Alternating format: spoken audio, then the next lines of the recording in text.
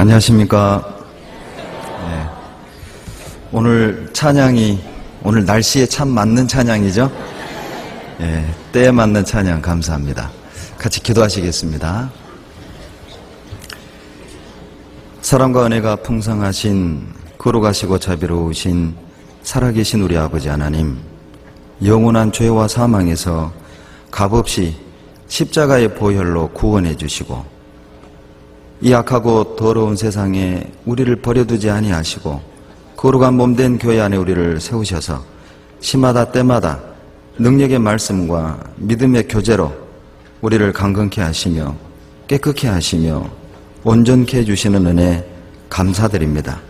특별히 하나님이 계획하신 인간 역사 마지막 때 저희들을 통해서 은혜의 복음을 증거하게 하시고 몸된 교회를 세우시며 이르진 영혼을 건지는 일에 우리 모두를 사용해 주심을 감사드립니다. 늘 부르심에 합당히 행하여 하나님만을 기쁘시게 하는 삶을 살아갈 수 있도록 도와주시기를 간구드립니다. 이 시간에도 멀리 이국 땅에서 복음을 위해 수고하시는 많은 주님의 일꾼들 하나님 일일이 기억해 주시고 필요를 따라 때를 따라 합당한 은혜 더하셔서 교회를 섬기는 것과 영혼을 건지는 일에 충성되이 행할 수 있도록 자비를 베풀어 주시기를 간구드립니다. 특별히 광주에서 단기 파송 중이신 시애틀의 김환호 전사님, 코로나의 박양환 전사님, 그리고 칸트의 허영구 전사님, 호치민의 조정영 전도사님, 주님께서 때를 따라 인도하시고 앞서 행해 주시기를 간구드립니다. 이제 2010년 한 해를 6일 남겨놓고 있습니다. 2010년 마지막 주일 집회로 말씀 앞에 우리가 모였습니다. 오늘 이 말씀을 통해서 지난 한 해 동안 주님께서 베풀어 주신 은혜를 함께 찬양하고 주님께 영광 돌리며 행여라도 하나님 앞에 합당치 못했던 우리의 모습들, 숨은 죄들이 있다면 빛과 같은 말씀으로 밝히 드러내 주시고 방망이 같은 말씀으로 굽어지고 어그러진 우리의 생각과 생활을 곧게 펴주시기를 간절히 바라고 원합니다.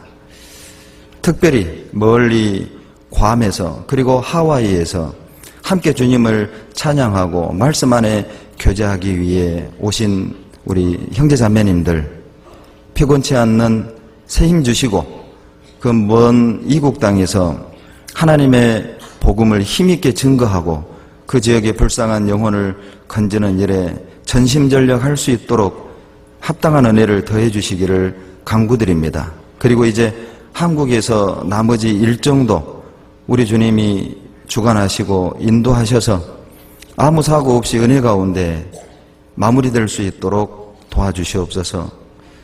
온전히 사람의 지혜, 사람의 생각은 감춰주시고 아버지의 뜻과 영광만이 온전히 드러날 수 있도록 도와주시옵소서. 우리를 사랑하시는 예수님 이름으로 감사하며 기도드렸습니다. 아멘. 다 같이 창세기 1장을 보시겠습니다.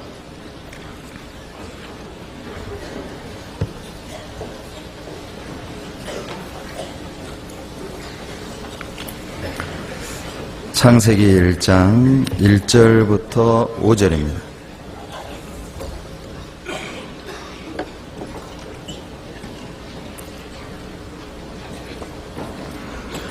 같이 읽겠습니다.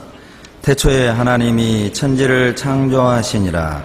땅이 혼돈하고 공허하며 흑암이 깊음 위에 있고 하나님의 신은 수면에 운행하시니라. 하나님이 가라사대 빛이 있으라 하시매 빛이 있었고 그 빛이 하나님의 보시기에 좋았더라. 하나님이 빛과 어둠을 나누사 빛을 낮이라 칭하시고 어둠을 밤이라 칭하시니라. 저녁이 되며 아침이 되니 이는 첫째 날이니라. 31절 같이 읽겠습니다. 하나님이 그 지으신 모든 것을 보시니 보시기에 심히 좋았더라. 저녁이 되며 아침이 되니 이는 여섯째 날이니라. 오늘은 창세기 1장을 그 본문으로 하나님의 보시기에 좋았더라라는 제목을 가지고 하나님이 기뻐하시는 것이 무엇인지, 우리의 어떠한 모습이 하나님을 기쁘시게 하는 것인지를 함께 배워보도록 하겠습니다. 창세기 1장에만 하나님의 보시기에 좋았더라라는 말씀이 7번 나옵니다. 하나님께서 동일한 말씀을 7번이나 반복하신 것은, 그것은 우리에게 주시기 원하는 중요한 교훈이 있기 때문입니다. 왜 하나님이 하나님의 보시기에 좋았더라, 하나님의 보시기에 좋았더라 이 말씀을 7번 반복하시냐면, 창세기 1장에서 하나님이 우주를 창조하신 목적, 더 나아가서는 여기 앉아있는 나를 창조하신 목적, 또 더 나아가서는 하나님이 여기 앉아있는 나를 구원하신 목적부터 선언하는 내용입니다. 왜 하나님이 우주를 창조하셨는가? 왜 하나님이 나 같은 사람을 창조했는가? 왜 하나님이 나 같은 사람을 구원하셨는가? 그것은 하나님을 기쁘시게 하기 위해서라는 것이죠.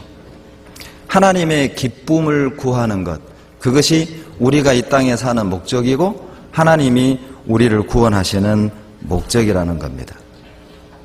창세기 6장에 보면 노아의 홍수 사건이 나오죠.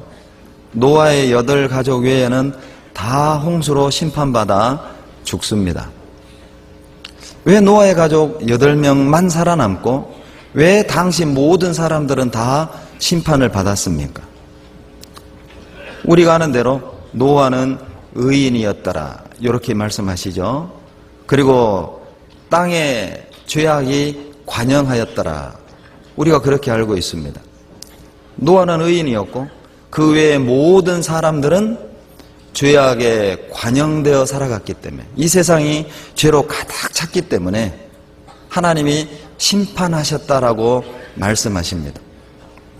실은 노아의 시대에는 우리가 가지고 있는 이 말씀도 없었습니다. 노아의 시대에는 우리가 구약시대에 배웠던 제사법도 없었습니다. 성경도 없고 제사법도 없었던 노아의 시대 당시에 도대체 무엇이 기준이 돼서 선이 되고 악이 될 수 있냐는 것이죠. 무엇을 기준으로 선이라 말하고 무엇을 기준으로 악이라 하나님이 말씀하셨느냐, 그 기준이 창세기 6장 8절에 나옵니다. 찾겠습니다. 창세기 6장 8절.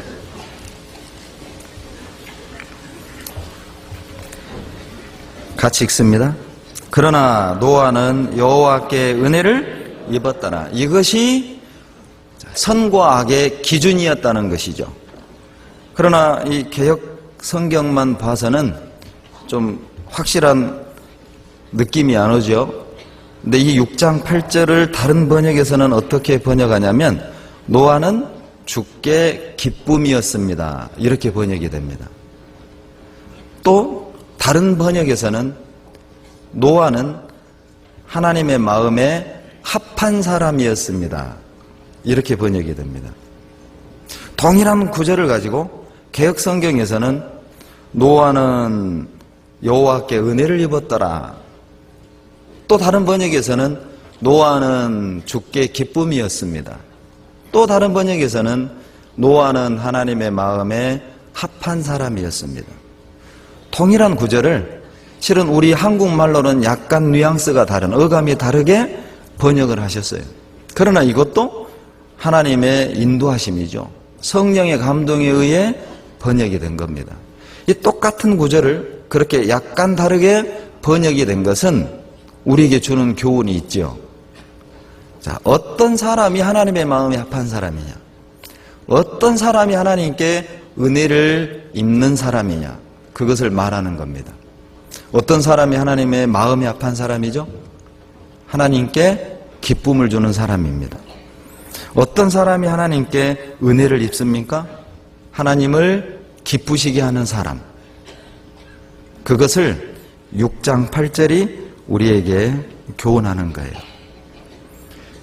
성경이 없었던 노아 당시 무엇이 선이었냐면 하나님을 기쁘시게 하는 것, 그것이 선이었습니다. 창조의 목적에 맞는 삶을 사는 것, 그것이 선이었던 것이죠. 반대로 말하면, 그러면 성경이 없었던 노아의 시대의 악은 무엇이냐? 무엇일까요? 하나님을 기쁘게 안 하는 것, 이렇게 얘기하면 수준이 낮은 대답이고요. 자기를 기쁘게 하는 것, 그것이 악이죠. 하나님을 기쁘게 하는 것이 선이라면 그 당시 악은 자기를 기쁘게 하는 것, 자기가 원하는 삶을 누리며 사는 것, 그것이 악이었어요. 6장 2절 보시죠. 6장 2절입니다. 같이 읽습니다. 하나님의 아들들이 사람의 딸들의 아름다움을 보고 자기들의 좋아하는 모든 자로 아내를 삼는지라. 그러죠? 하나님의 아들들이, 셋의 후손들이 사람의 아들들을 보고, 딸들을 보고, 그 아름다움을 보고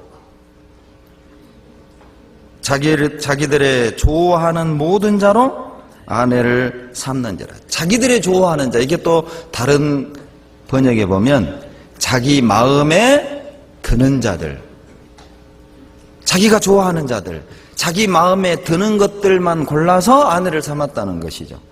그것이 성경은 죄라고 말합니다. 자기 중심의 삶이었죠. 그러니까 하나님이 원하는 건 그들의 관심 밖이었습니다. 내가 원하는 것, 하나님이 기뻐하는 것, 그들은 관심이 없었습니다. 자기가 기뻐하는 것, 자기가 하고 싶은 것, 자기가 갖고 싶은 것, 자기가 누리고 싶은 것, 그것이 그들의 삶의 방식이었고 기준이었다는 것이죠. 그것이 악이라는 거예요. 자기 중심의 삶을 살게 되면, 자기를 기뻐하는 삶이 기준이 된다면 그 사람의 모습은 더욱더욱 죄 가운데로 발전해 간다는 겁니다. 5절 보시면, 6장 5절입니다. 여호와께서 사람의 죄악이 세상의 관영함과 그 마음의 생각에 모든 계획이 항상 악할 뿐임을 보시고, 자기가 좋아하는 것들을 선택하고 자기 마음에 드는 것들을 기준으로 삼아 세상을 살아간다면 그 사람은 어떻게 발전해 나가냐면은 생각이 점점 변해서 마음의 생각 그리고 계획하는 것이 항상 악한 것만을 계획하고 악한 것만을 생각하게 된다는 거예요. 도대체 노아의 시대 사람들이 어떤 악한 짓을 했습니까? 그들의 계획, 그들의 생각이 어떤 것이기에 하나님이 항상 악했다라고 말하는 것이죠. 마태복음 24장 38절로 39절에 노아 시대 사람들이 심판받은 이유를 말씀하시죠. 홍수 때와 같이 인자의 맘도 이와 같으리라. 홍수 전에 사람들이 먹고 마시고 장가들고 시집가고 있으면서 홍수가 나서 저희를 다 멸하기까지 깨닫지 못하였으니 인자의 마음도 이와 같으리라.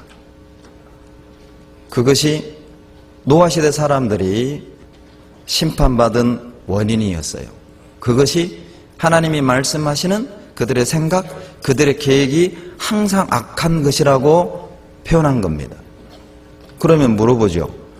먹고 마시고 시집가고 장가가는 게 죄입니까?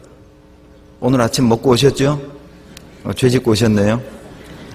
시집 장가 가신 분 보니까 대부분이신데 큰 죄 지으셨네요. 먹고 마시고 시집가고 장가가는 게 죄라는 게 아니죠. 그것은 그들이 노아시대 사람들의 삶의 전부였다는 거예요. 그들이 계획하는 것, 그들이 생각하는 것, 고작 어떻게 잘 먹고 잘 살까? 멋진 사람 만나서 시집 장가 갈까? 그것이 그들의 전부였다는 것이죠. 그 이상의 것이 그들에겐 없었습니다. 그것이 죄악입니다. 오늘날도 동일하죠. 오늘날도 하나님 앞에 두 부류의 사람이 있습니다. 하나님을 기쁘시게 하는 사람이 있는가 하면 자기의 기쁨을 구하며 사는 사람. 누가 구원받기 어렵습니까? 자기가 원하는 것, 자기가 누리고 싶은 것, 자기의 기쁨을 구하는 그 사람. 그 사람은 말씀 앞에 굴복하기가 쉽지가 않은 거예요. 그것이 죄악이죠. 하나님은 먹고 마시고 시집가고 장가가고 자기 중심, 자기 쾌락, 자기가 원하는 것, 자기의 기쁨만을 구하며 사는 그 노아의 시대 사람들을 심판하셨습니다. 39절에 우리가 눈여겨볼 말씀이 있죠. 다 멸하기까지 깨닫지 못하였으니. 마태복음 24장 39절을 말씀하신 거예요. 창세기 1장에 39절 있습니까? 찾으시길래 마태복음 24장 39절을 말씀드린 겁니다. 다 멸하기까지 깨닫지 못하였으니 뭘 설명하냐면 자기의 기쁨을 구하는 사람, 자기 중심의 삶을 사는 사람, 자기가 원하는 것을 추구하며 사는 사람은 깨닫지 못합니다. 내가 살아가는 이 시대가 어디쯤 달려가고 있는지, 하나님이 계획한 인간 역사가 어디쯤 달려가고 있는지 구분 못하는 겁니다. 잠자야 할 때인지 일어나야 할 때인지 구분을 못하는 겁니다. 자기가 멸망으로 달려가고 있음에도 그 사람은 깨닫지 못하는 것이죠. 어리석게 되는 겁니다. 자기 중심, 자기의 기쁨을 추구하며 사는 사람은 어리석게 돼요. 그래서 누가복음 12장에 어리석은 부자 이야기가 나오죠. 이 부자가 농사를 지었는데 풍년이 들었습니다. 고민하는 겁니다. 뭘 고민하냐면 어디다 쌓아둘 거. 우리도 이런 고민 한번 해봤으면 좋겠어요. 어디다 쌓아둘까? 이게 너무 많이 거둬들인 거예요. 창고는 적고 쌓아둘 곳은 없고. 아마 우리 가운데는 그런 고민 흔하지 않은 고민이죠. 그리고 이제 창고를 넓혔던 거예요. 그리고 자기 영혼에게 말하기를 내 영혼아 열에 쓸 물건을 쌓아두었으니 평안히 먹고 마시고 쉬자 하리라. 그때 하나님의 말씀입니다. 어리석은 자여, 오늘 밤 내 영혼을 도로 취하리니 그리하면 내 예비한 것이 네 것이 되겠느냐. 어리석은 사람이죠.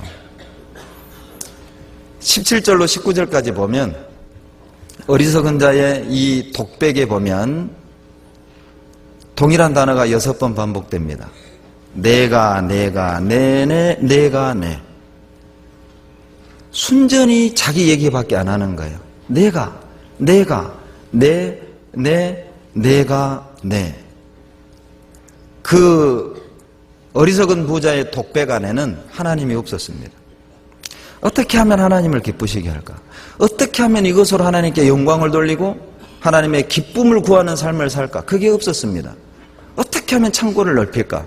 어떻게 하면 이것을 잘 쌓아둘까? 어떻게 하면 이것을 잘 누릴까? 어떻게 하면 이것을 잘 보관할까? 넓힐 생각만 한 거죠. 그때 누가복음 12장 21절 하나님의 대답입니다. 자기를 위하여 재물을 쌓아두고 하나님께 대하여 부유치 못한 자가 이와 같으니라. 누가 어리석은 사람이냐면 자기를 위하여 재물을 쌓아두면서 자기가 원하는 삶을 살면서 자기의 기쁨을 구하면서 하나님께 대하여 부유치 못한 자, 하나님의 기쁨에는 관심이 없는 사람, 하나님의 영광에는 관심이 없는 그 사람이 정말 어리석은 거예요. 누가 지혜로운 사람입니까? 하나님의 기쁨을 위해 사는 사람, 그 사람이 지혜로운 사람이에요. 누가 어리석은 사람이죠? 자기의 기쁨을 추구하며 사는 사람입니다. 그것은 썩어지고 없어지고 사라질 것이죠. 영원하지 않은 것입니다. 썩어지고 사라지고 없어지고 영원하지 않을 것에 시간과 청춘과 물질과 자기의 인생을 투자한다면 어리석은 거죠. 썩지 않는 것, 사라지지 않는 것, 변하지 않는 것, 영원한 것에 시간을, 마음을, 모든 것을 던진다면 그건 지혜로운 투자인 거예요. 그 사람 지혜로운 사람입니다. 우리도 둘 중에 하나의 삶을 살고 있는 겁니다. 과연 나는 하나님의 기쁨을 위해 살아가고 있는가? 아니면 나의 기쁨을 위해 살아가고 있는가? 오늘 2010년 한 해 6일을 남겨놓고 돌아보는, 반성하는, 그리고 새해를 새로운 마음으로 계획하고 맞이하는 그런 마지막 주일 교제 시간이 됐으면 좋겠습니다. 하나님은 어떤 사람과 함께 하냐면 하나님을 기쁘게 하는 사람과 함께 하기 원하셔요. 성경에 인류 역사 최초로 살아서 승천한 사람이 나오죠. 누굽니까? 에녹입니다. 에녹이 살아서 올라가죠. 여러분, 에녹이 몇 살에 승천했습니까? 외우기 좋아요. 365살이에요. 365살. 매일매일의 삶 속에서 에녹은 365일 매일의 삶 속에서 하나님과 동행한 사람이죠. 365살, 아주 어린 나이, 새파랗게 젊은 나이에 승천했습니다.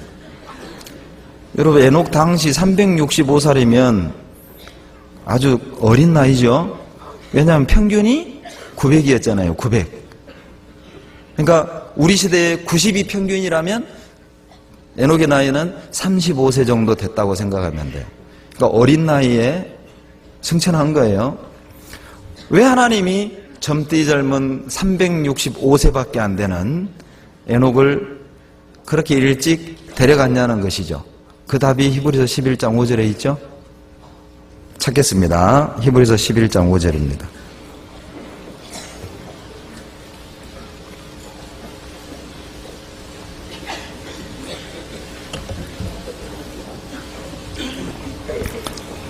히브리서 11장 5절 같이 읽습니다. 믿음으로 에녹은 죽음을 보지 않고 옮기웠으니 하나님이 저를 다시 보이지 아니하니라. 저는 옮기우기 전에 하나님을 기쁘시게 하는 자라 하는 증거를 받았느니라. 하나님 보실 때 이 에녹이 너무 하나님을 기쁘게 하는 거예요. 너는 일찍 와라. 하나님이 에녹과 함께 하기를 원하셨어요. 우리도 그러죠. 부모 자식 간에도 10자식 10손가락 깨물어 안 아픈 손가락 없지만은 그래도 가까이 있으면 재밌는 자식이 있고 그러죠. 얼굴만 봐도 화나는 자식이 있고 흔하진 않지만 부모 자식 간에도 그런 관계가 있잖아요. 기쁘게 하는 자식이 좀 부모 마음에 들죠.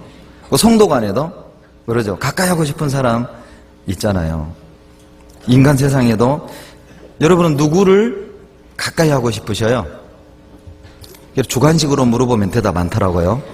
객관식으로 사지선다로 하겠습니다. 1번 돈을 잘 꿔주는 형제, 2번 밥 잘 사주는 형제, 3번 저처럼 외모가 출중한 형제, 4번 기쁨을 주는 형제.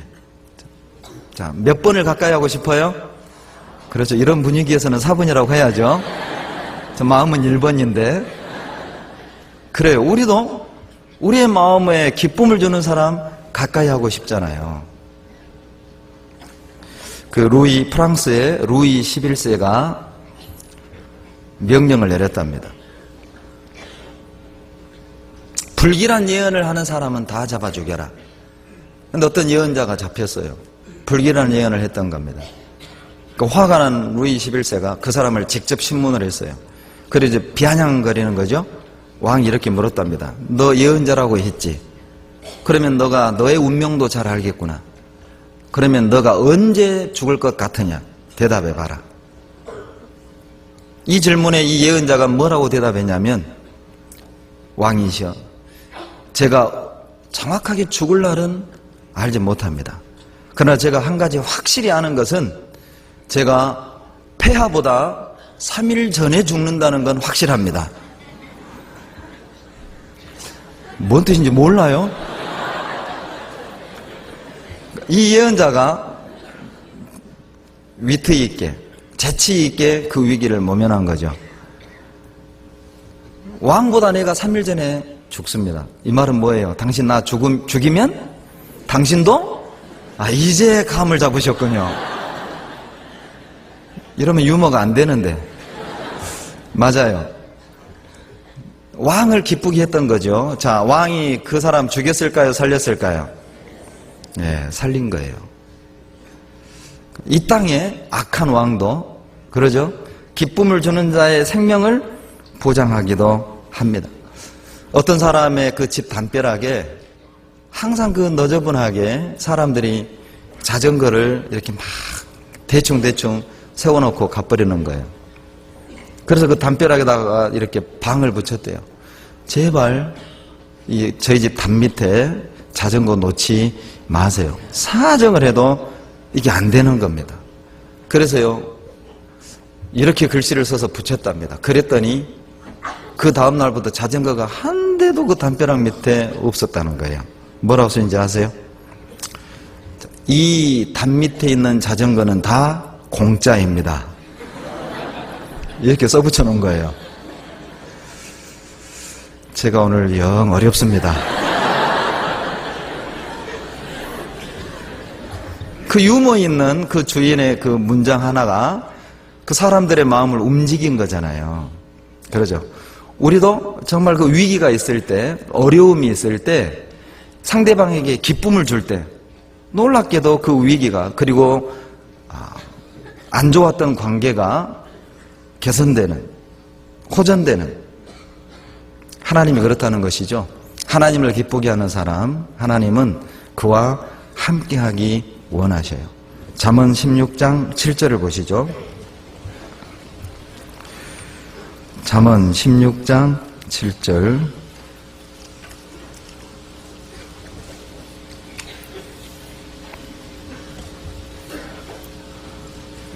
같이 읽습니다.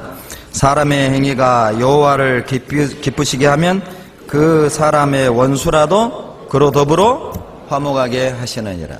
사람의 행위가 여호와를 기쁘시게 하면 원수하고도 화목하게 해주신다는 것이죠. 뭘 말하냐면 모든 관계의 기본은 하나님과의 관계라는 거예요.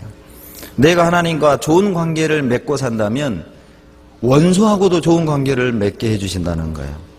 우리가 세상을 살면서 가족 간에, 그리고 성도 간에, 그리고 직장에서 동료들 간에 관계에 문제가 생겼다면 그것은 분명 나와 하나님과의 관계에 문제가 생겼다는 징조일 수 있다는 겁니다.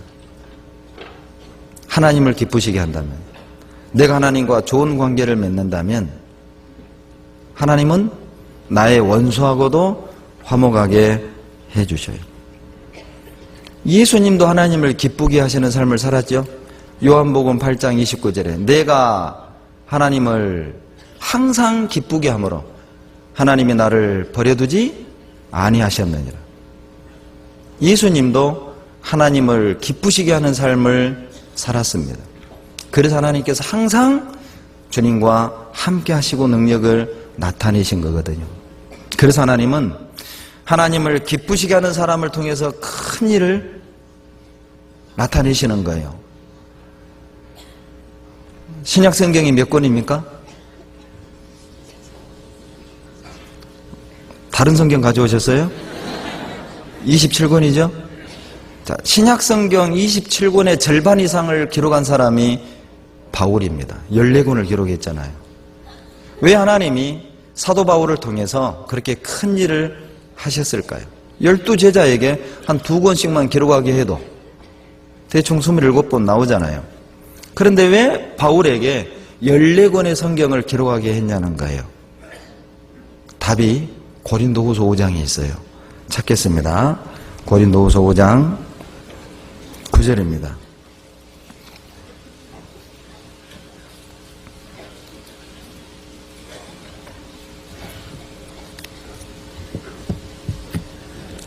고린도후서 5장 9절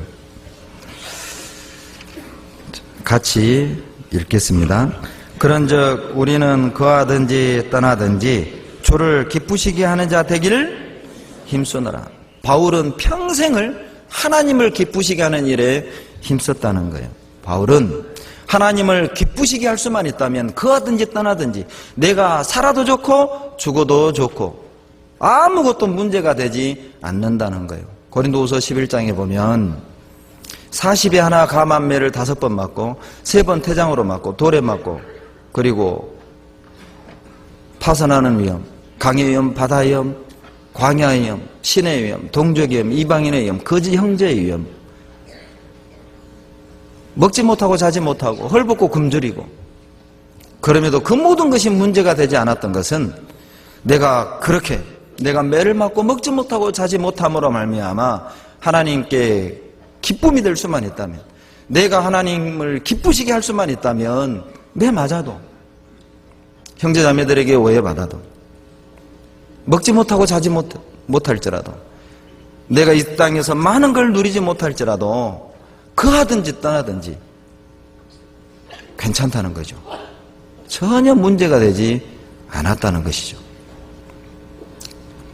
그런데 왜 나는 바울에게 전혀 문제가 되지 않았던 것들이 크고 놀라운 은혜를 받고 살면서도 왜 나에겐 문제가 되는 걸까요?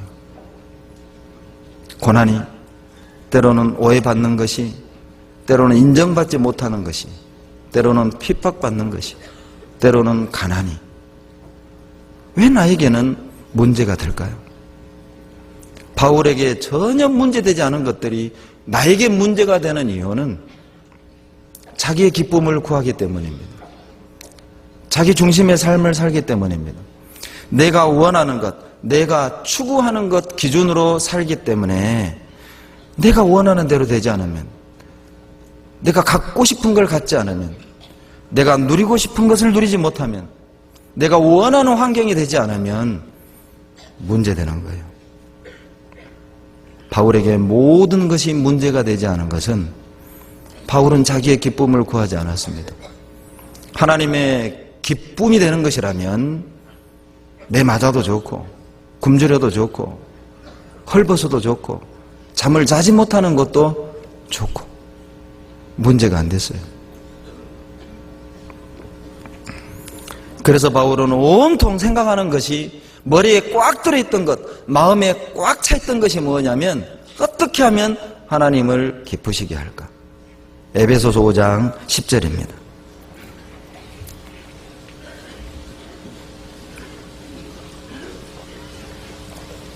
에베소서 5장 10절 같이 읽습니다.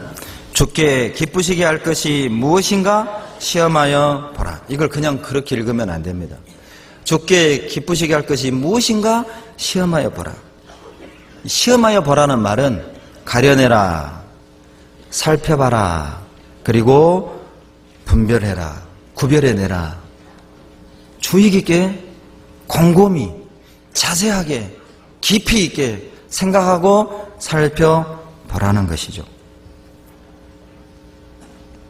어떻게 하면 하나님을 기쁘시게 할까? 바울의 머릿속에, 바울의 마음속에는 그거 외에는 없었어요. 그 생각 외에는 없었습니다. 그래서 어떤 것도 문제가 안 된 거예요. 내가 살면서 많은 문제를 만나는 것, 우리 각자에게는 평강을 깨고, 내 기쁨을 깨고, 때로는 가족관계를 깨고, 형제자매들과의 원만한 관계도 깨는 많은 문제들이 있죠. 우리에게는 그 문제가 있습니다. 그것들이 나에게 문제가 되는 이유는 중심이 잘못된 거예요. 나의 기쁨, 내가 원하는 것, 그것이 기준이 되면 우리는 많은 문제를 만나게 될 겁니다. 우리는 이사하는 것, 심지어는 결혼하는 것, 직장을 옮기는 것, 먹는 것, 마시는 것, 무엇인가를 선택하고 결정하는 것, 그 모든 것들의 기준이 하나님을 기쁘시게 하는 것, 그것이어야 합니다. 직장을 옮길 때 이게 힘든 직장이냐 힘이 안 드는 직장이냐, 그거 말고 말이죠. 급여를 많이 주는 직장이냐 적게 주는 직장이냐, 그거 말고 말이죠. 직장을 옮기는 것도 정말 내가 하나님을 기쁘시게 할 수 있는 직장이냐, 그렇지 않은 것이라면 내가 평소에 사모하고 원하는 직장이라 할지라도, 아무리 많은 급여를 주는 좋은 환경의 직장이라 할지라도, 내 장래가 보장된 직장이라 할지라도 하나님을 기쁘시게 하는 일이 아니면 그건 버려져야 됩니다. 포기해야 됩니다. 이사를 가는 것도 말이죠. 학군조차 가는 것 말고, 환경조차 가는 것 말고, 내가 이사를 감으로 정말 하나님께 기쁨이 되는 것이냐, 교회 안에 유익이, 덕이 되는 것이냐, 그것이 우리의 기준이면 얼마나 좋을까요? 그것이 내 삶의 기준이 된다면 우리는 어떤 것도 문제가 되지 않을 겁니다. 데살로니가전서 2장 4절입니다. 329페이지.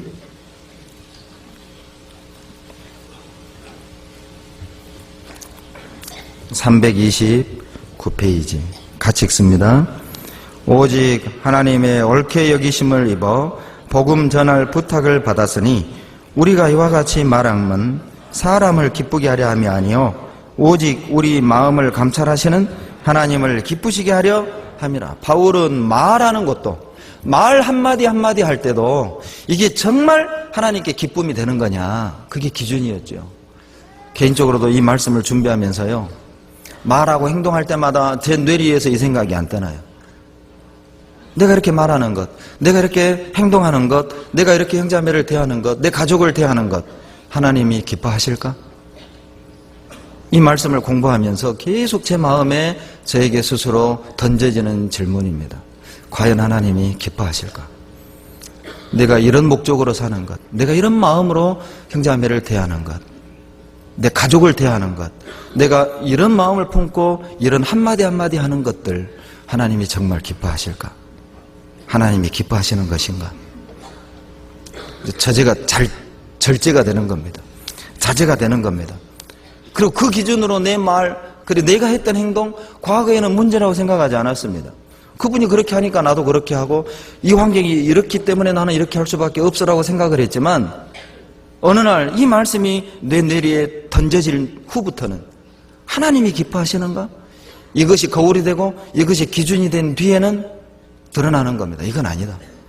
내가 이런 마음으로 저분을 대하면 안 되겠다. 내가 이런 표현을 쓰면 안 되겠다. 내가 이런 마음을 갖고 대하면 안 되겠다. 과거에 문제되지 않은 것들이 하나님의 기쁨을 기준 삼아 나를 볼 때 이게 아니라는 게 드러나는 거예요. 자기 기준으로 보면 우리는 전혀 문제 없는 사람입니다. 자기 기준으로 보면 나는 문제 없어요. 자매가 문제지. 자기 기준으로 보면 나는 문제 없다니까요. 남편이 문제지. 자기 기준으로 보면 부모는 문제 없어요. 자식이 징그럽게 말 안 들어서 문제지. 나는 문제가 전혀 없어요. 그러나 하나님이 과연 기뻐하실 것인가? 하나님이 기뻐하시는 것인가? 그걸 기준으로 자기를 보면 문제가 드러납니다. 이건 아니다. 내가 이건 버려야 되겠다. 바울은 말하는 것도, 심지어 결혼하는 것도 하나님의 기쁨의 기준이 돼야 됩니다. 고린도전서 7장입니다.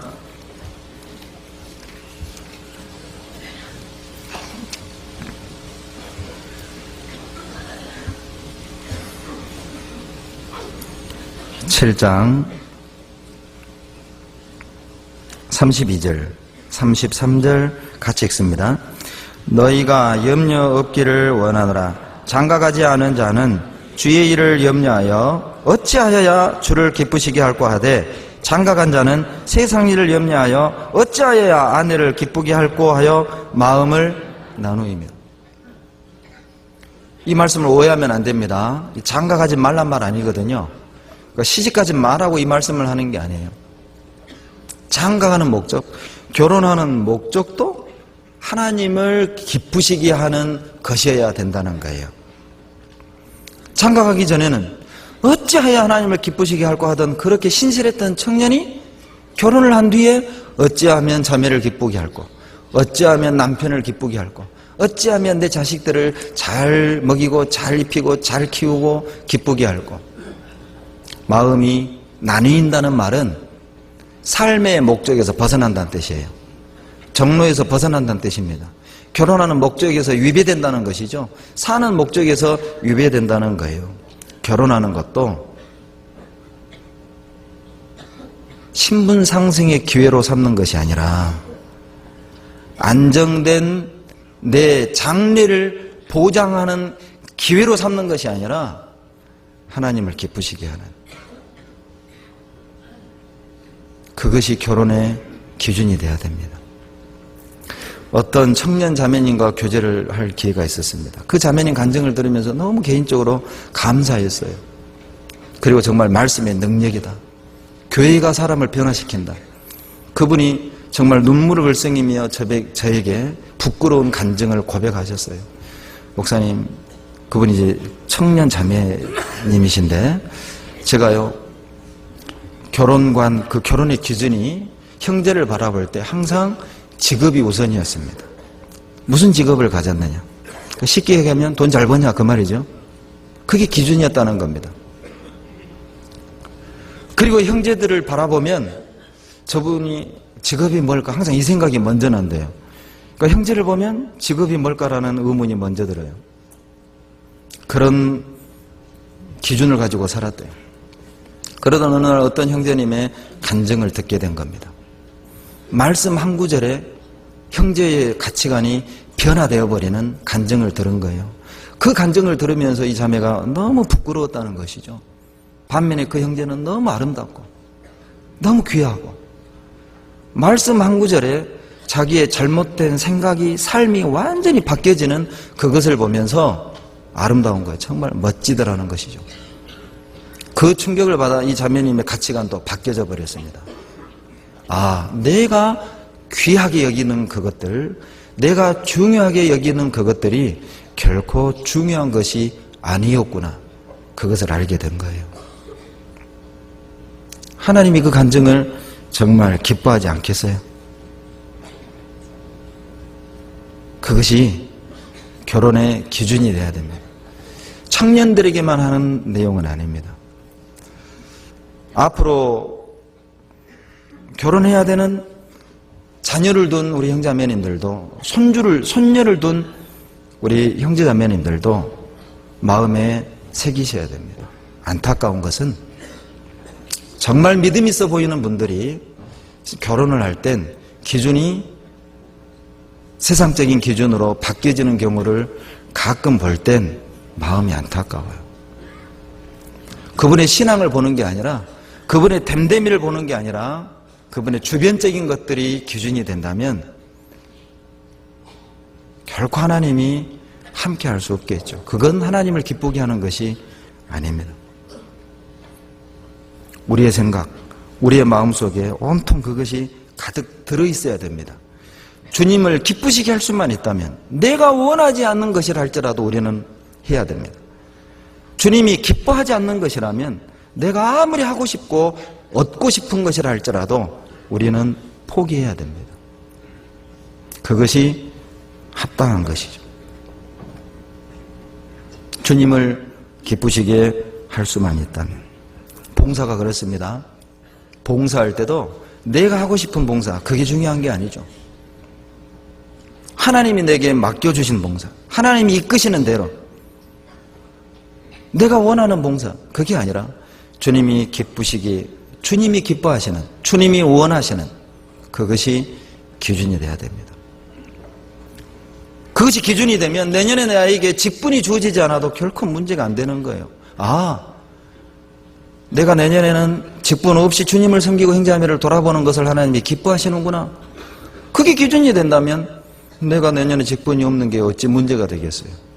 또 내년에는 나에게 직분이 주어지는 경우도 있겠죠. 그것도 감사해야 됩니다. 아, 내년에는 하나님이 나에게 직분을 갖고 교회를 섬기기를 원하시는구나. 그렇다면 나는 원하지 않지만, 솔직히 나는 그 직분 원하지 않지만, 나는 자격이 안 되지만 하나님을 기쁘시게 할 수 있다면, 하나님이 원하는 거라면 하겠습니다. 그 결단, 그 마음가짐이 하나님 보실 때 얼마나 아름답겠어요. 포기할 줄 아는 것, 그것도 하나님께 기쁨을 드리는 겁니다. 사사기 9장에 보면 요담의 나무 우화가 나오죠. 요담은 기드온의 70명 넘는 아들 중에 마지막 아들입니다. 그런데 아비멜렉이라는 아들이 자기 형제 70명을 죽여버립니다. 그때 막내 요담이 살아남아서 세겜으로 도망가죠.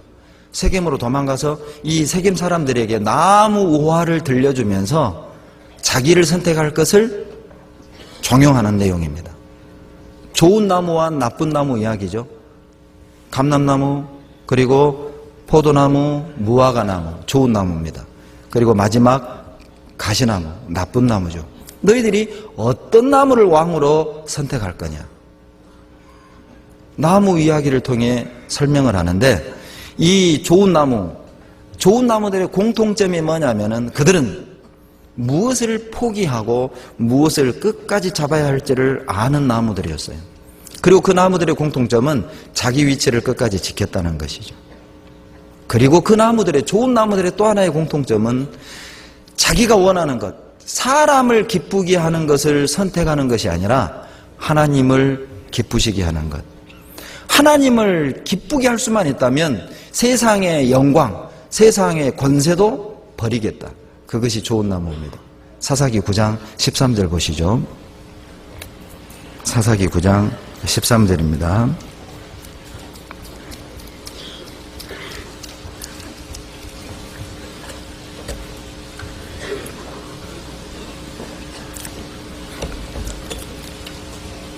사사기 9장 13절 같이 읽습니다. 포도나무가 그들에게 이르되 하나님과 사람을 기쁘게 하는 나의 세수를 내가 어찌 버리고 가서 나무들 위에 요동하리요 한지라. 나무들이 와서 포도나무에게 우리 왕이 돼달라. 포도나무의 대답입니다. 하나님과 사람을 기쁘게 하는 이 세수를 어찌 내가 버리고 내가 왕이 될 수 있겠느냐. 나는 하나님을 기쁘게 하는 길을 선택하고 이 세상의 왕자를 버리겠다. 우리에게 만약 이런 선택의 기회가 주어진다면 한국의 대통령이 될 거냐? 광주교회 구역장이 될 거냐?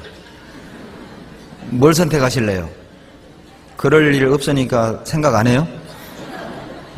당연하죠. 그럴 일은 없는데 예를 드는 거예요. 이 좋은 나무의 특성 중에 하나가 뭐냐면 하나님을 기쁘시게 할 수만 있다면 세상이 요구하는 것, 세상이 바라는 것, 내가 원하는 것, 내가 평소에 사모하던 그 삶도 포기하겠다. 그것이 하나님을 기쁘게 하는 거예요. 하나님 웃지 않겠어요? 생각해 보셔요. 2010년 지난 한 해 동안 내가 정말 하나님을 기쁘게 해드리기 위해 내가 포기했던 것은 무엇인가? 정말 하나님의 영광을 위해, 하나님께 기쁨을 드리기 위해 내가 포기했던 것, 내가 버렸던 것들이 무엇이었는가? 생각해 보세요. 주님의 기쁨을 위해 내 것을 하나씩 하나씩 버려갈 때 하나님이 저 위에서 우리를 보고 씩 웃지 않겠어요? 내가 너를 대신하여 죽기를 잘했다. 내가 너를 대신하여 고난받기를 잘했다. 내가 너를 대신하여 멸시받고 희롱당하기를, 욕먹기를 잘했다. 어떻게 하나님을 기쁘시게 할 것이냐? 구체적인 7가지를 설명하는 것이 창세기 1장입니다. 하나님이 기뻐하시는 것, 하나님이 보시기에 정말 좋은 것, 오늘 그 7가지를 간단히 살펴보겠습니다. 창세기 1장 4절입니다. 첫째, 하나님이 뭘 기뻐하시느냐? 1장 4절, 그 빛이 하나님이 보시기에 좋았더라. 하나님이 빛을 기뻐하십니다. 하나님이 빛을 기뻐하시죠. 이 말씀은 반대로 하나님은 뭘 싫어하셔요? 어둠을 싫어하셔요. 자, 2절에 보시면 땅이 혼돈하고 공허하며 흑암이 깊음 위에 있고, 이건 구원받기 전 우리의 영적인 상태를 설명하는 것과 참 흡사하죠. 땅이 혼돈하고, 혼돈이라는 말은 뒤죽박죽 섞여 있다 그 말입니다. 뭘 우선하고 뭘 나중해야 되고, 뭘 붙잡아야 되고 뭘 버려야 되고, 뭐가 가치 있고 무엇이 무의미한지를 우리는 알지 못했어요. 가치 없는 것에 인생을 투자하고 그것을 조차 살아왔던 혼돈된 삶을 구원 전 우리가 살았죠. 공허는요, 공허라는 말은 가치 있고 의미 없는 것이 하나도 없는 상태, 그런 뜻이에요. 1절에 하나님이 우주를 창조했죠. 우주에는 별이 있었습니다. 아무것도 없었던 게 아니었어요. 우주에는 별이 있었음에도 불구하고 하나님이 공허라는 단어를 쓴 것은 비록 별들이 있었지만은 우주에 수많은 별들이 있었지만 거기에 하나님이 같이 있고 있어 하고 하나님께 의미를 주는 건 아무것도 없었어요. 우주에 수많은 별들이 있었지만 그건 다 하나님께 가치가 없는 것들이었습니다. 그것이 공허죠. 구원 전 우리 마음 상태입니다. 우리는 공허한 삶을 살았습니다. 우리에겐 어떤 것도 가치도 의미도 없었습니다. 그러다 첫째 날 3절 하나님이 빛이 있으라 하심에 빛이 있었고 그 빛이 하나님이 보시기에 좋았더라. 하나님이 가장 먼저 빛을 창조하셨어요. 왜 그렇죠? 빛을 창조해야만 그 다음 창조가 가능한 겁니다. 빛이 먼저 있어야만 궁창도 나누고 그리고 과목도 내고 그리고 달과 태양으로부터 빛을 주관하게 하고 그리고 물고기 만들고 새를 만들고 짐승을 만들고 사람을 만드는 창조가 가능한 것이죠. 빛이 없다면 어떤 창조도 불가능한 것처럼 여러분 우리에게 빛이 무엇이죠? 예수님입니다. 고린도 후서입니다. 고린도 후서 4장 6절.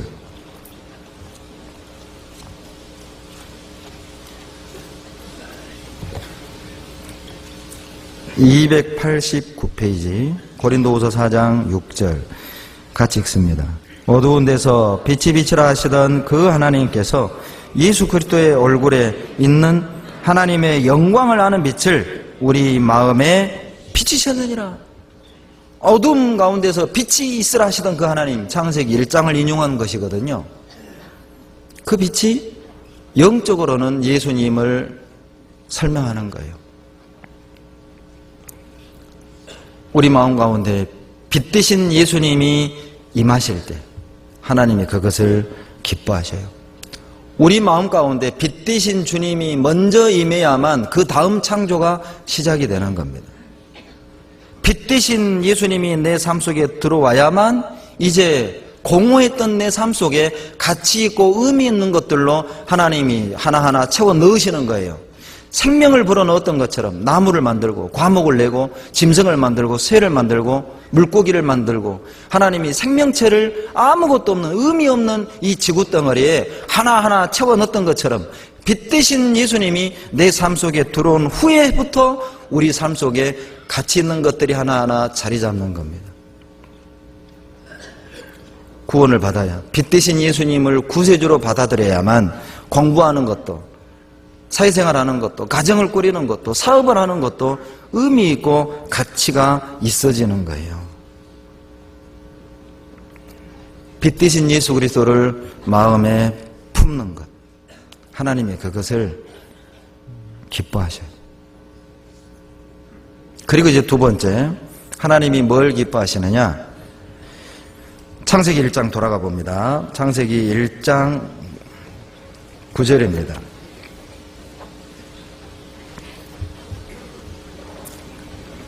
9절로 10절 제가 읽어드립니다.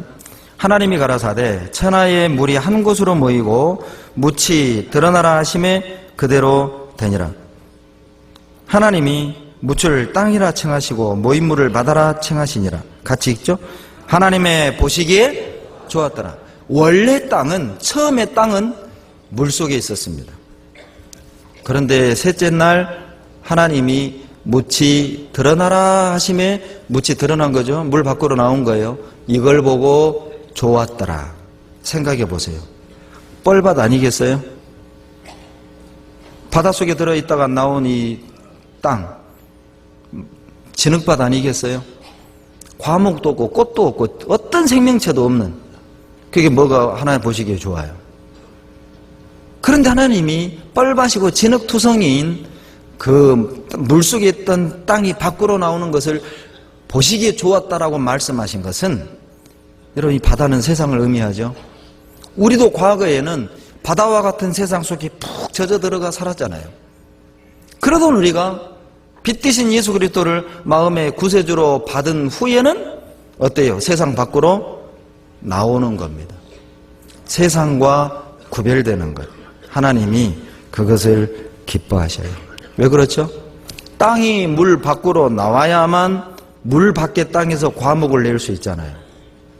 열매를 맺히려면 우선되어져야 되는 게 구별되는 겁니다. 물 밖으로 나오는 거예요. 하나님이 구별된 그 삶을 기뻐하시고 원하셔요. 우리는 구원받을 때 구별된 겁니다. 요한복음 15장 19절입니다. 요한복음 15장 19절.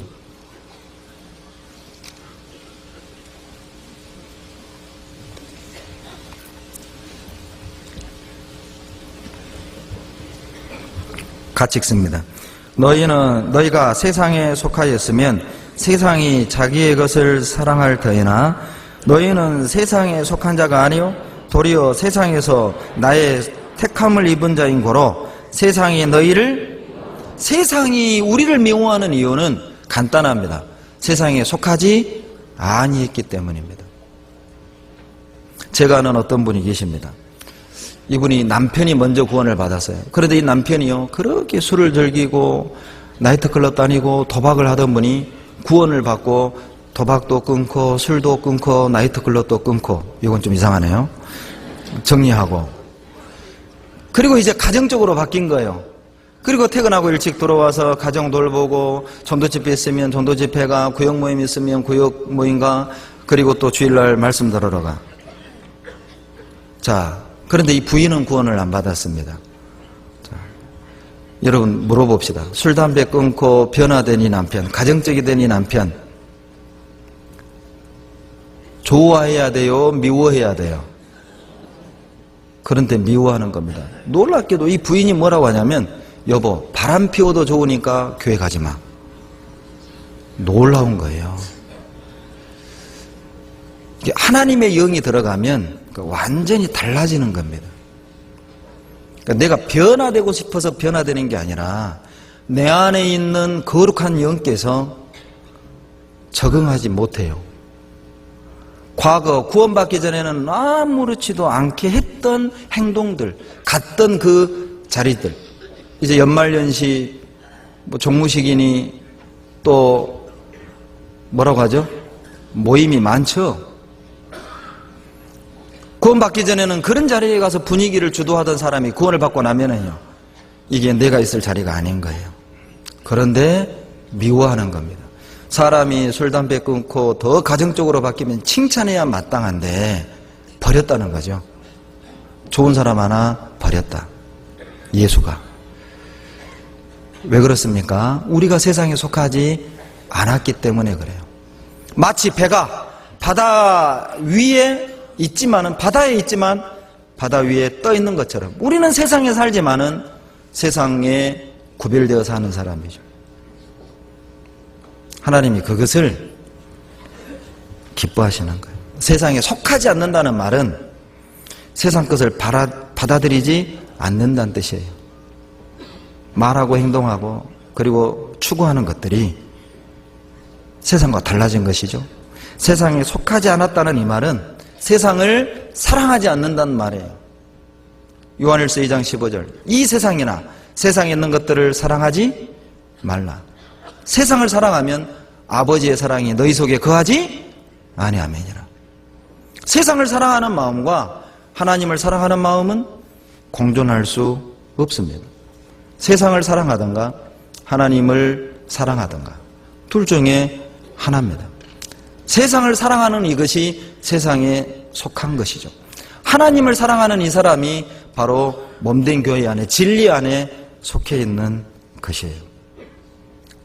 세상을 사랑하는 것, 세상 것들을 받아들이는 것, 가치관, 삶의 습관, 그리고 추구하는 것들, 세상 것들을 하나하나 받아들인다면 그 사람은 세상에 속한 사람입니다. 그러면 어떻게 해야 우리가 세상에 속하지 않고 구별될 것이냐? 로마서 12장 2절입니다. 찾겠습니다. 로마서 12장 2절.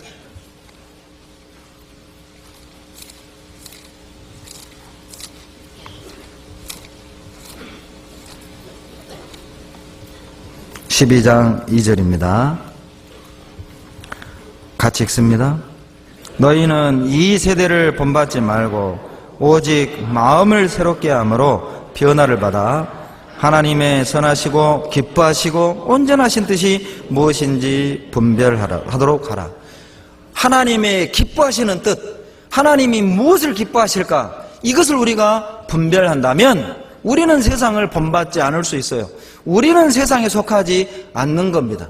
하나님이 기뻐하시는 뜻이 무엇인가? 이것을 고민해 보세요. 연말연시 모임이 많고 갈 데도 많고 오라는 데도 많지요. 그러나 그리스도인들이 반드시 있어야 될 자리가 있어요. 가야 될 곳이 있어요. 어디죠? 아시면서 동교수련회입니다. 생각해 보세요. 내가 12월 30일부터 1월 1일 어디에 있는 것이 하나님을 기쁘시게 하는 것인가? 내가 어떤 모습으로 한 해를 보내고 한 해를 맞이하는 것이 하나님을 기쁘시게 하는 것인가? 나를 향한 하나님의 기뻐하시고 온전한 뜻이 무엇인가를 고민해 보세요. 가족끼리 여행을 갈지, 직장 동료들끼리 여행을 갈지, 동교수련회를 갈지 고민할 이유가 없는 거예요. 무엇을 선택할지 고민할 이유가 없는 거예요. 내가 하나님을 어떻게 기쁘시게 할까? 그것이 기준이 된다면 우리는 답을 알고 있습니다. 그 사람은 세상을 본받지 않습니다. 그것이 세상에 속하지 않는 방법이죠. 뿐만 아니라 1월 1일부터 1월 3일까지 1차 중고등부 수련회가 있습니다. 공주에서. 또 1월 3일부터 1월 5일까지 2차 중고등부 수련회가 공주에서 있습니다. 내가 어디 있어야 되겠습니까? 로마서 8장입니다.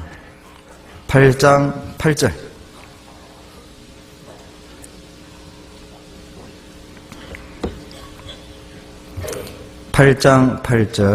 같이 읽습니다. 육신에 있는 자들은 하나님을 기쁘시게 할 수 없느니라. 육신에 있는 자들은 하나님을 기쁘시게 할 수 없습니다. 육신에 있는 것이 어떤 것이죠? 육신의 기준으로 사는 사람입니다. 육신의 기준으로 사는 사람이에요. 오래전 얘기입니다. 수련회를 안 가는 이유, 학위 수양회를 안 가는 이유, 침대가 없으니까. 그게 이유였습니다. 수련회를 안 가는 이유, 샤워 못 하니까. 천국에 침대 있을라나 몰라요? 아주 오래전 얘기지만 그게 저한테는 너무 마음 아픈 이야기였기 때문에 이게 지워지질 않아요. 그것이 육신에 있는 사람이죠. 무언가를 결정하고 무언가를 선택할 때 기준이 육신적인 거예요. 그 사람은 하나님을 기쁘시게 할 수 없습니다. 아직 동교수련회 접수 안 하셨죠? 안 하신 분 계시죠? 오늘 말씀이 마음을 움직였으면 좋겠습니다. 맞구나. 내가 있어야 될 자리. 한 해를 보내고 한 해를 맞이할 때 정말 내가 어떤 자리에서 있는 것이 하나님을 기쁘시게 하는 것인가? 늦지 않았습니다. 접수하십시오. 하루라도 이번은 목, 금, 토 이렇게 있습니다. 평일이기 때문에 아마 더 곤란하실 겁니다. 그러나 성인들은 광주에서 합니다. 퇴근하고도 오실 수 있어요. 그리고 청년들은 공주에서 합니다. 하루라도 1월 1일은 쉬니까 30일 저녁 하루라도 참석할 수 있잖아요. 그 마음을 하나님이 기뻐하시는 것이죠. 세 번째, 하나님이 기뻐하는 것입니다. 창세기 1장 돌아가 보시죠. 창세기 1장 12절 같이 읽겠습니다. 땅이 풀과 각기 종류대로 씨 맺는 채소와 각기 종류대로 씨 가진 열매 맺는 나무를 내니 하나님의 보시기에 좋았더라. 자, 하나님이 뭘 기뻐하셔요? 열매를 기뻐하십니다. 열매 맺는 걸 하나님이 정말 기뻐하셔요. 여러분, 감나무 왜 심어요? 그러죠. 감 따먹으려고. 배나무 왜 심어요? 배 따먹으려고. 과목을 심는 이유는 열매를 바라는 것입니다. 열매를 맺지 않는다면 실은 그 나무는 그 자리에 있어야 될 이유가 없어요.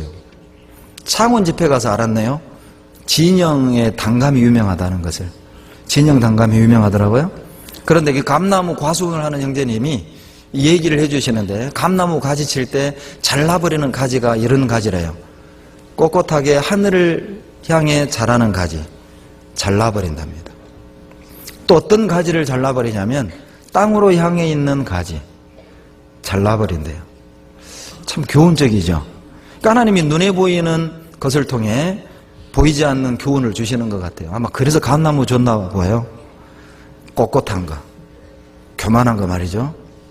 자기를 드러내는 사람, 이 사람 이 열매는 주인이 따기가 어려워요. 꼿꼿하게 자라면 주인이 따기 어렵잖아요. 그러니까 손에 닿는 사이즈 정도로 다 가지를 쳐버리는 거예요. 의미가 없는 것이죠. 주인이 딸 수 없는 가지는 누구 밥이에요? 까치밥. 남 좋은 일 하는 거죠. 짐승에게 주는 거예요. 잘라버리는 겁니다. 그 땅으로 향해 있는 것은요, 추수하는데 걸리적거려요. 잘라버리는 거예요. 하나님이 우리에게 열매를 원하셔요. 요한복음 15장입니다. 8절. 요한복음 15장 8절입니다.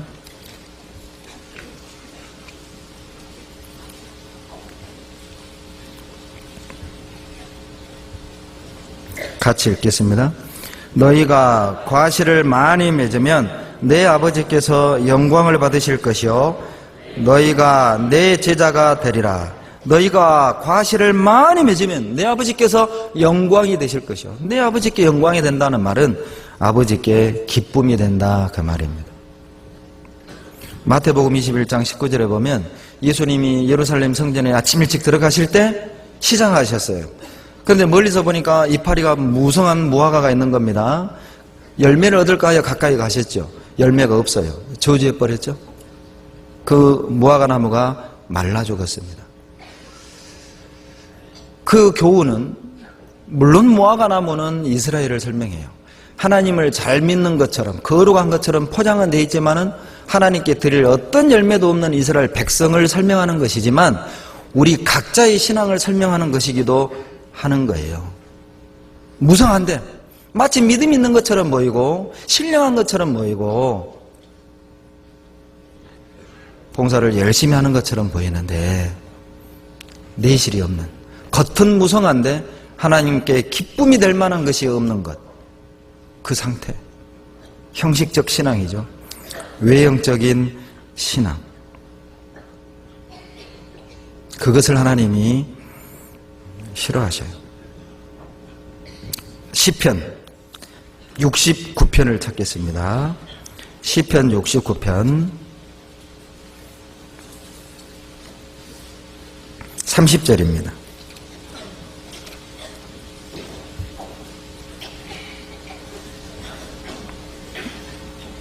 (69편) 30절 제가 읽습니다. 내가 노래로 하나님의 이름을 찬송하며 감사함으로 하나님을 광대하시다 하리니. 31절 같이 읽죠. 이것이 소 곧 뿔과 굽이 있는 황소를 드림보다 여호와를 더욱 기쁘시게 함이 될 것이라. 다윗의 시입니다. 다윗은 깨달은 겁니다. 하나님이 뭘 기뻐하시는지를 깨달았어요. 다윗은 많은 기간 도망 다녔죠. 억울한 누명을 받고 사울 왕을 피해 도망 다녔습니다. 광야에서도 자고 굴에서도 자고, 그리고 블레셋 사람 앞에 가서는 미친 척도 하고 말이죠. 그런데 이 다윗이 깨달은 거예요. 뭘 깨닫냐? 그러한 절대절명의 위기 속에서도 하나님을 의지하는 마음이 변하지 않고 어떤 환경 속에서도 하나님을 찬양하고 하나님께 감사하고 하나님은 광대하시다 선포하는 그것은 성전에 나가서 믿음 있는 것처럼 거룩한 옷을 입고 풍성한 재물을 갖다 바치면서 믿음 있는 것처럼 보이는 외식하는 신앙생활보다는 진짜 하나님이 기뻐하는 게 뭐냐면은 그 위기 속에서도 다 잃어버렸어도 하나님께 감사하고 찬양하고 하나님의 광대하심을 선포하는 그것, 하나님이 그것을 정말 기뻐하셔요. 형식적인 신앙이 아니라 마음으로 하나님을 경배하는 것. 하나님이 그것을 기뻐하셔요. 외형적인 것 말고, 사람들에게 비춰지는 나의 모습 말고, 하나님 앞에 비춰질 자기를 두려워하는 마음으로 가꾸어가는 그것을 하나님이 기뻐하셔요. 그것이 열매입니다. 의인의 열매는 생명나무라. 지혜로운 사람은 사람을 얻느니라. 잠언 11장 30절이죠. 전도에서 구원받는 것도 열매입니다. 그러나 그것만 열매는 아니죠. 갈라디아서 5장 22절에 성령의 9가지 열매 있죠. 뭡니까? 사랑, 희락, 화평, 오래 참음, 자비, 양선, 충성, 온유, 절제. 저는 첫 글자만 따서 외웠어요.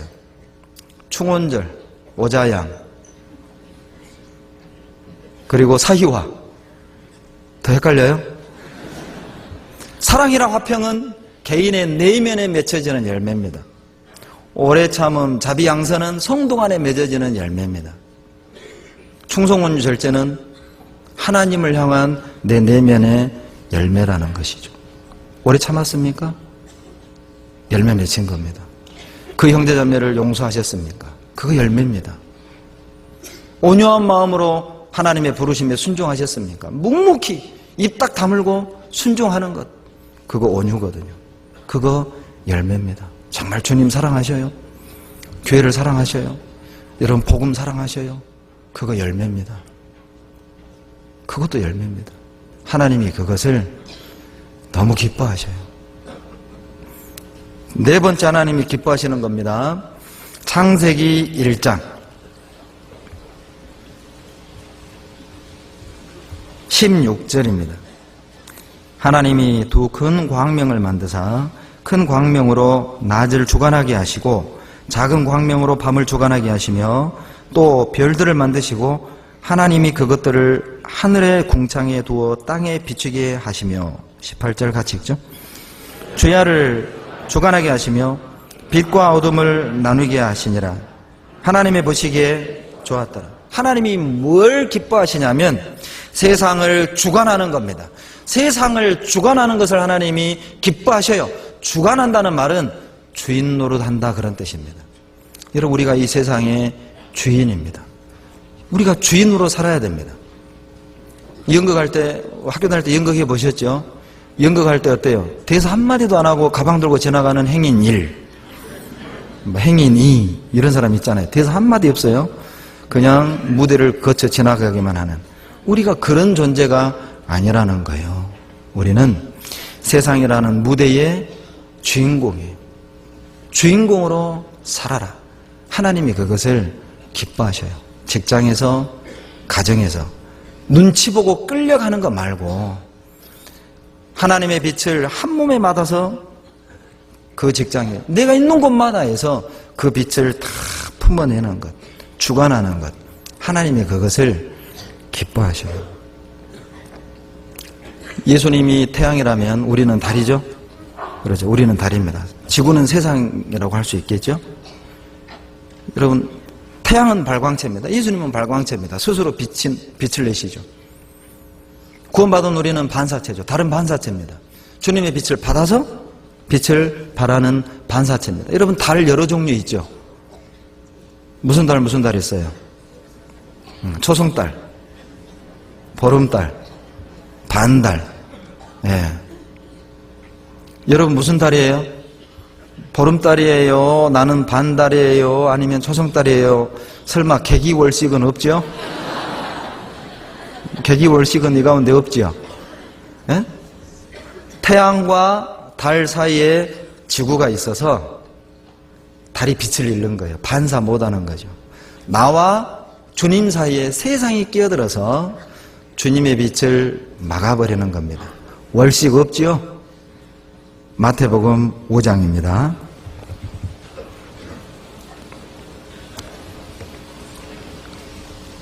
마태복음 5장 14절로 16절 신약성경 6페이지. 너희는 세상의 빛이라. 산 위에 있는 동리가 숨기우지 못할 것이요 사람이 등불을 켜서 말 아래 두지 아니하고 등경 위에 두나니 이러므로 집안 모든 사람에게 비치느니라. 이같이 너희 빛을 사람 앞에 비치게 하여 저희로 너희 같이 읽습니다. 착한 행실을 보고 하늘에 계신 너희 아버지께 영광을 돌리게 하라. 착한 행실, 그것이 빛이고 그 빛을 비추는 것을 주인 노릇하고 주관한다고 말하는 거예요. 착한 행실, 그것이 빛입니다. 그런데 그 빛을 막는 것들이 있죠. 말 아래 두지 않는다. 말이 막아요. 대빵말입니다. 먹고 사는 것 때문에 그 빛을 온전히 드러내지 못해요. 제가 이 얘기를 어떤 지역교회 가서 했더니 어떤 할머니 자매님이 이 말씀을 듣고요, 간증을 하시는데 정말 부끄럽다고. 그 교회가 섬교회입니다. 우리나라에 섬교회가 드물죠. 다리로 연결되어 있는 섬교회입니다. 그 교회 할머니가 이렇게 얘기하는 거, 이 말씀을 듣더니 간증을 하는데 정말 부끄럽다고. 내가 빛을 가린 것 같다고. 마을에서 양파 작업, 고구마 작업을 하러 가잖아요. 그러면 이 캐주고만 와야 되는데, 남의 양파 캐주고만 와야 되는데, 같이 간 이 이방인들이요, 전부 다 가방에다가 막 몰래 담아오는 거예요. 다 담아오는데 나만 안 담아오니까 손해 갔더라는 것이죠. 그래서 고구마도 담아오고 양파도 담아왔다는 거예요. 이 말씀을 듣더니 그게 딱 찔린 겁니다. 나 담아왔는데 양파가 빛을 가렸구나, 고구마가 빛을 가렸구나. 그 할머니 간증을 들으면서 여러분 정말 그 할머니 빛나지 않아요? 여러분 그 간증 빛나지 않습니까? 말씀 앞에 자기를 드러내는 것이죠. 내가 어둠 가운데 있었구나. 그분은 정말 빛나는 사람입니다. 빛나게 사세요.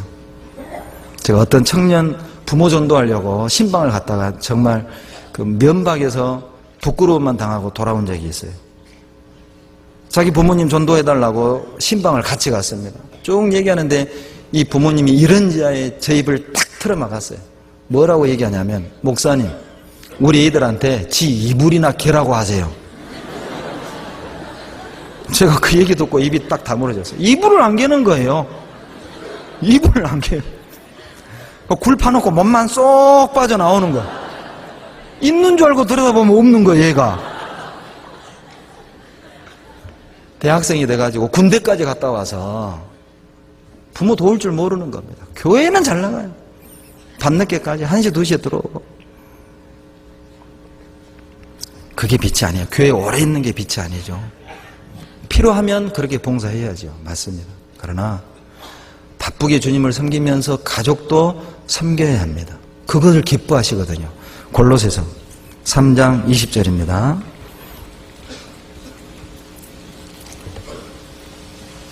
골로새서 3장 20절, 신약 327페이지 같이 읽습니다.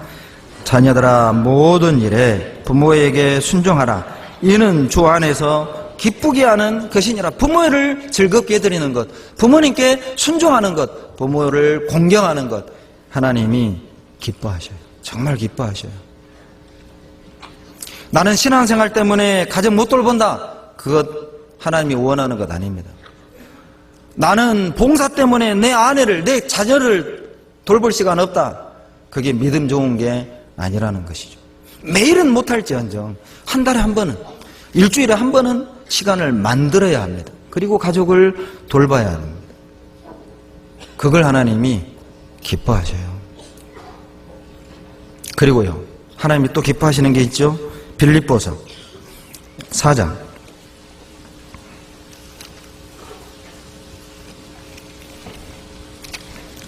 빌립보서 4장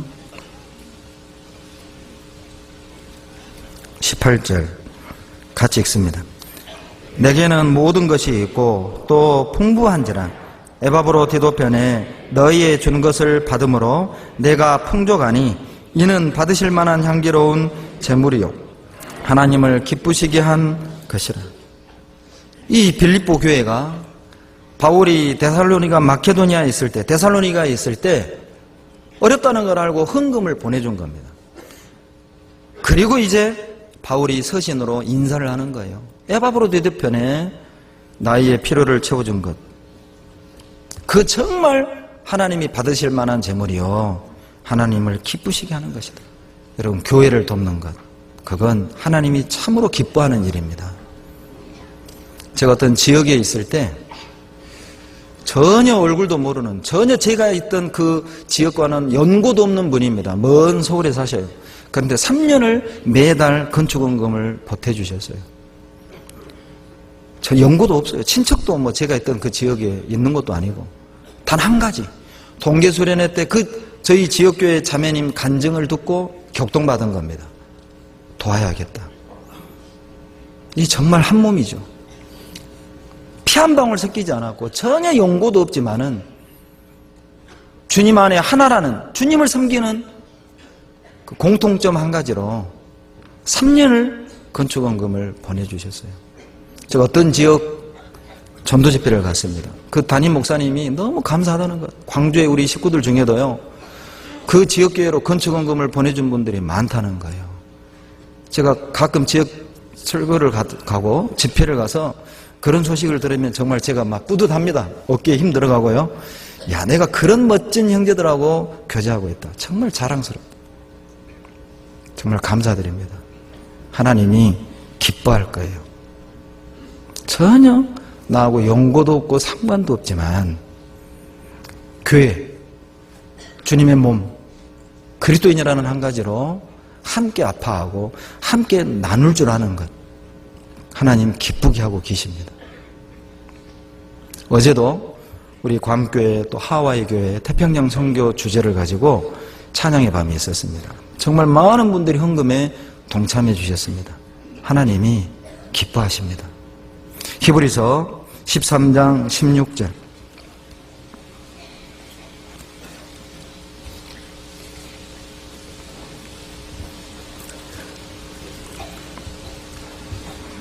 (13장 16절) 같이 읽습니다. 오직 선을 행함과 서로 나눠주기를 잊지 말라. 이 같은 제사는 하나님이 기뻐하시느니라. 여러분, 왜 하나님이 나에게 물질을 주셨을까요? 나누라는 겁니다. 왜 하나님이 나에게 시간을 주셨을까요? 나누라는 겁니다. 왜 하나님이 이런 좋은 환경을 주셨을까요? 나누라는 겁니다. 왜 하나님이 나에게 이런 달란트를 주셨을까요? 나누라는 겁니다. 지금 세상에 정말 멋진 아름다운 운동이 펼쳐지고 있죠. 재능 기부 운동입니다. 자기 재능을 나누는 거예요. 영어를 잘하는 사람은 약, 그리고 복지관 같은 데 가서 자기 그 영어를 가르쳐 주는 겁니다. 무료로. 기능, 재능, 기부, 나눔 운동입니다. 하나님이 나에게 뭔가를 주셨다면 기억하세요. 나누라고 주신 겁니다. 누리라고 주는 게 아니라 나누라고 주신 겁니다. 나눌 때 하나님이 기뻐하셔요. 올 한 해에 무엇을 나누셨습니까? 그리고 이제 하나님이 기뻐하는 다섯 번째입니다. 창세기 1장 20절. 하나님이 가라사대 물들은 생물로 번성케 하라. 땅 위 하늘의 궁창에는 새가 나르라 하시고, 하나님이 큰 물고기와 물에서 번성하여 움직이는 모든 생물을 그 종류대로, 날개 있는 모든 새를 그 종류대로 창조하시니 하나님의 보시기에 좋았더라. 하나님이 뭘 좋아하십니까? 세상을 거스리는 겁니다. 새와 물고기 만드시고 보시기에 좋았더라 그러셨죠? 새는요, 끄는 중력을 거스리고 하늘을 날아가면, 그러죠? 그리고 바람을 타고 하늘을 나는 거예요. 새가. 이 세상에 우리 그리스도인들을 끄는 중력과 같은 유혹들이 얼마나 많습니까? 새를 끄는 것이 중력이라면 그리스도인을 끄는 중력의 이름은 유혹이죠. 유혹. 얼마나 많은 것들이 우리를 끌어당깁니까? 특히 딱 지금이죠. 크리스마스 이브부터 연초까지 괜히 들뜨잖아요. 그러죠. 괜히 들떠요. 하늘에서 눈만 내리는 것도 막 들뜨잖아요. 어디론가 가야 될 것 같고, 누구를 만나야 될 것 같고, 뭔가를 일을 저질러야 될 것 같고. 어젯밤에 시끄러워서 제가 잠을 좀 설쳤습니다. 이 괌 식구들이요, 눈을 처음 봤나 봐요. 12시 반에 나와가지고 얼마나 악을 쓰고 떠들던지요. 죄송합니다. 그래도 잠은 충분히 잤습니다. 너무너무 좋은 거예요. 세상이 끄는 유혹이 있어요. 거스리는 것. 하나님이 그것을 기뻐하셔요. 물고기는요, 물의 압력을 이기고 버티고 살죠. 우리를 짓누르는 세상 것들이 얼마나 많습니까? 그것을 버티고 우리는 사는 거예요. 물고기는 물속에 살지만 그 바닷속에 있는 물고기 배안은 짜지 않죠. 세상에 살지만 세상 것을 받아들이지 않는 그것을 하나님이 너무너무 기뻐하셔요. 그리고 여섯 번째 기뻐하시는 것 24절입니다. 24절. 하나님이 가라사대 땅은 생물을 그 종류대로 내되 육축과 기는 것과 땅의 짐승을 종류대로 내라 하시고 그대로 되니라. 하나님이 땅의 짐승을 그 종류대로, 육축을 그 종류대로, 땅에 기는 모든 것을 그 종류대로 만드시니, 같이 읽습니다. 하나님의 보시기에 좋았더라. 하나님이 뭘 좋아하시죠? 뭘 기뻐하시죠? 그대로 되니라. 그대로 되니라, 그대로 되니라, 그대로 되니라. 1장에 6번 나옵니다. 모든 피조물은 하나님이 말씀하시면 그대로 됐어요. 지금도 하나님이 창조한 그대로 태양은 그곳에서 비추고 있고 달은 그 자리를 돌고 있고 지구는 그 궤도를 돌고 있고 그대로 됩니다. 모든 피조물은 하나님이 말씀하시면 그대로 되는데 유독 피조물 중에 한 가지만은 그대로 안 해요. 누구예요? 나. 사람이라고 하지 마세요. 누구요? 나. 하나님이 순종하는 걸 기뻐하신다는 겁니다. 그대로 되리라. 말씀에 그렇게 돼 있기 때문에. 우리가 왜 용서해야 되죠? 말씀이 용서를 하셨잖아요. 우리가 왜 사랑해야 되죠? 말씀이 사랑하라 하셨잖아요. 우리가 왜 뭐 해야 되죠? 말씀이 모이기 힘쓰라고 했잖아요. 말씀에 그렇게 돼 있으니까 우리는 그렇게 하는 겁니다. 그것을 하나님이 기뻐하셔요. 순종이 뭐보다 낫습니까? 제사보다 낫습니다. 사울이 실패한 원인은 살인 간음 때문이 아니었어요. 사울이, 이스라엘의 첫 번째 왕 사울이 실패한 원인은 불순종이었습니다. 여호와 목소리 순종하는 것보다 제사를 하나님이 더 기뻐하시겠습니까? 사무엘의 대답이었습니다. 제사를 기뻐하는 게 아니라 하나님은 순종을 기뻐하신다. 사무엘상 15장 22절 말씀이죠. 순종을 기뻐하셔요. 그리고 이제 마지막 7번째, 하나님이 기뻐하시는 것 31절 같이 읽겠습니다. 하나님이 그 지으신 모든 것을 보시니 보시기에 심히 좋았더라. 됐습니다. 하나님이 뭘 기뻐하시느냐? 영혼을 기뻐하셔요. 여섯째 날 사람을 창조하셨죠? 그 영혼을 보시고 심히 기뻐하시는 겁니다. 하나님이 가장 기뻐하시는 것, 영혼입니다. 누가복음 15장에 보면 세 가지 이야기가 나오죠. 잃어버린 양을 찾고 잃어버린 드라카미를 찾고 집 나간 아들이 돌아오는 이야기입니다. 이 세 가지 이야기는 다 하나님이 무엇을 기뻐하시는지를 설명합니다. 양 한 마리를 잃었습니다. 찾으면 얼마나 기뻐하겠느냐. 이와 같이 죄인 하나가 회개하면 하늘에서는 회개할 것 없는 의인 99을 인하여 기뻐하는 것보다 더 기뻐하리라. 찾도록 찾아다지 않겠느냐. 잃어버린 양 한 마리도 찾을 때까지 찾고 잃어버린 숲의 한 장도 찾을 때까지 헤매는데 왜 영혼은 그렇게 찾을 때까지 찾지 않느냐. 하나님은 영혼이 돌아오는 것, 영혼을 하나님이 그렇게 기뻐하셔요. 요나가 니느웨에 전도하라는 말씀을 거역하고 다시스로 가다가 물고기 뱃속에 들어갔다가 3일 만에 나옵니다. 박농쿨을 하나님이 말려 죽여버리죠. 죽여달라고 기도하는 요나를 책망하셔요. 요나야, 너가 박농쿨 하나를 아꼈거든. 내가 좌우를 분변치 못하는 12만여 명이나 영혼이 있는 니느웨를 아끼는 것이 합당치 아니하냐? 요나서 4장 10절로 11절 말씀입니다. 하나님이 아끼는 것을 내가 아낄 줄 알아야 됩니다. 하나님이 아끼는 것을 내가 아낄 줄 알아야 됩니다. 하나님이 사랑하는 것을 나도 사랑할 줄 알아야 됩니다. 하나님이 미워하는 것을 나도 미워할 줄 알아야 됩니다. 그것이 신앙입니다. 그것이 믿음입니다. 그것이 하나님을 기쁘시게 하는 거예요. 미가서 6장 보시겠습니다. 미가서 6장 6절로 8절. 구약 1296페이지 읽고 마치겠습니다. 6절부터 8절 같이 읽습니다. 내가 무엇을 가지고 여호와 앞에 나아가며 높으신 하나님께 경배할까? 내가 번제물 1년 된 송아지를 가지고 그 앞에 나아갈까? 여호와께서 천천의 소양이나 만만의 강수 같은 기름을 기뻐하실까? 됐습니다. 이것이 바로 미가의 고민이었습니다. 미가는 무엇을 가지고 고민했습니까?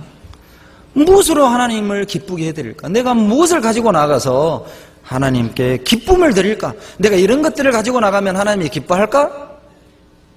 이것이 미가의 고민이었습니다. 2010년 6일 남았습니다. 우리 고민했으면 좋겠습니다. 내가 무엇으로 하나님께 나아갈까?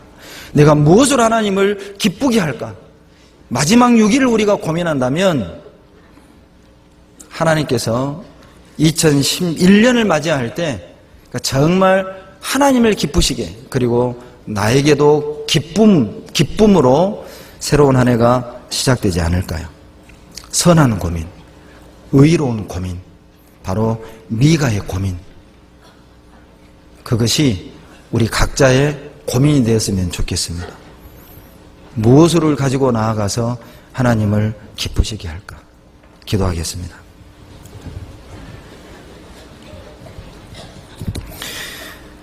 사랑과 은혜가 풍성하신 거룩하시고 자비로우신 아버지 하나님, 벌어져갖고 구더기 같은 더러운 이 죄인을 그렇게 사랑하셔서 구원해 주실 뿐 아니라 은혜 위에 은혜를 더하셔서 사랑하는 귀한 형제자매들을 우리 곁에 두시고 풍성한 말씀으로 우리의 마음을 뜨겁게 하시고 우리의 삶을 비춰주시고 갈 바를 알게 하시니 감사드립니다. 말씀 앞에 나올 때마다 늘 넘치게 주시는 은혜가 너무 커서 우리가 어찌 그 은혜를 보답해야 될지 감당하기 어려운 은혜임을 고백합니다. 아버지 하나님, 우리가 무엇으로 하나님을 기쁘시게 해드릴지 고민하는 나머지 2010년이 되게 하시고 2011년을 하나님을 기쁘시게 하는 모습으로 맞이할 수 있도록 도와주시옵소서. 주님께 기쁨이 되는 삶이 되게 우리 말과 행동과 걸음을 주장하시고 인도해 주시옵소서. 우리를 사랑하시는 예수님 이름으로 감사하며 기도드렸습니다. 아멘.